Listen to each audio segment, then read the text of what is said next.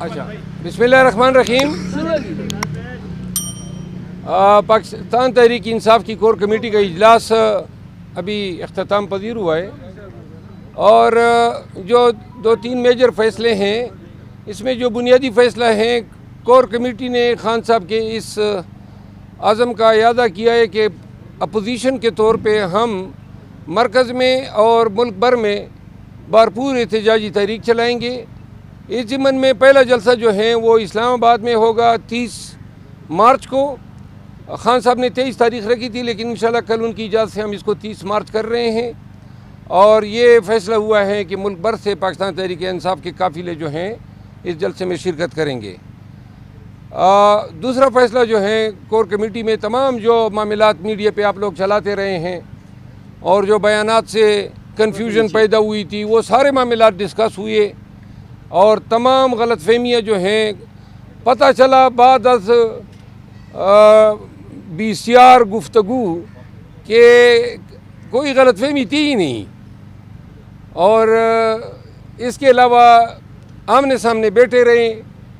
بڑے خوشگوار ماحول میں اجلاس ہوا اور یہ فیصلہ ہوا ہے کہ آئندہ کے لیے جو اہم فیصلے ہوں گے وہ کور کمیٹی کے نوٹس میں لائے جائیں گے اور کور کمیٹی کے وساطت سے بھی کیے جائیں گے.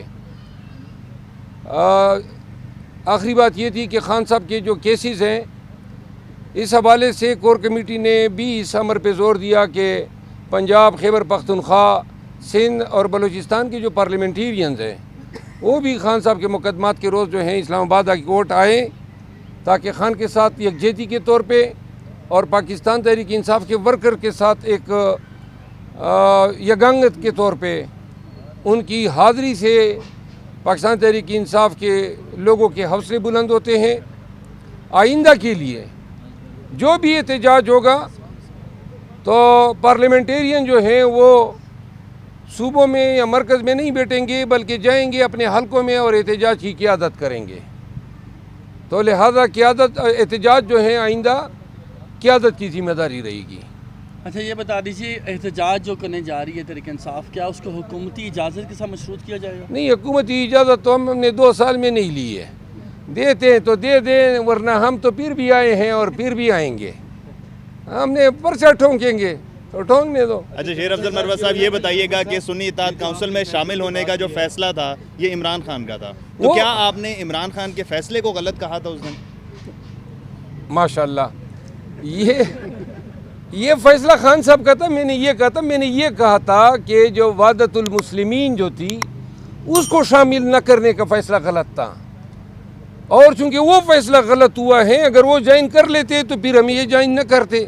میں نے یہ بات کی تھی. اچھا آپ کے ہر بیان کو میڈیا کنفیوژن کے ساتھ پیش کرتا ہے، کہیں آپ کا کوئی کمیونیکیشن پرابلم ہے یا پھر کوئی اور پرابلم؟ کمیونیکیشن تو ماشاءاللہ لوگ مجھے زبان دراز بھی کہتے ہیں.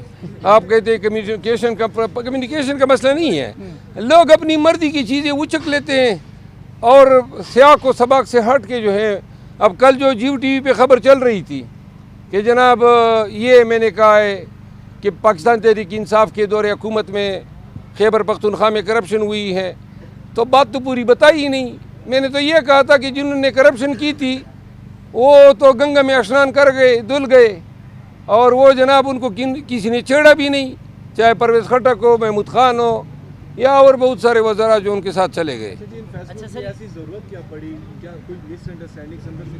نہیں، ہماری روٹین میں تمام جو عوامل ہوتے ہیں ان کا ہم جائزہ لیتے ہیں. کور کمیٹی کا اجلاس پہلے ہم زوم پہ اور جب سے قیادت باہر آئی ہے تو اب فزیکل میٹنگ بھی ہم کر رہے ہیں. اچھا یہ بلے کا نشان چلا گیا، مخصوص نشستیں نہیں ملی، اس کے بعد آپ کو سب کو یاد آیا پارٹی کو کہ کور کمیٹی فیصلہ کرے ورنہ تو اکیلے لوگ فیصلہ کرتے تھے خان کے مشاورت کے بغیر ہی. تو یہ ابھی کیوں ہوا؟ جب پارٹی کو نقصان ہو گیا تب یاد آئی؟ نہیں، میں عرض یہ کروں کہ پہلے بھی کور کمیٹی کی رائے کا خیال کیا جاتا تھا.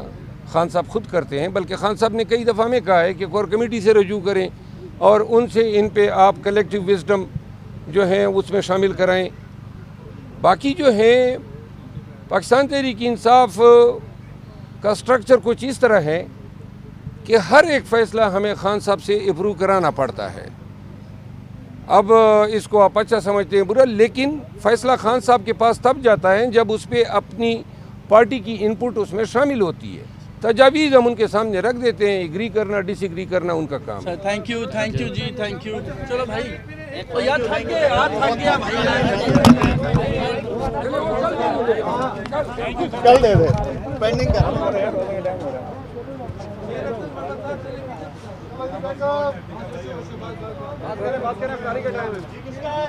یہ کس کا بھائی؟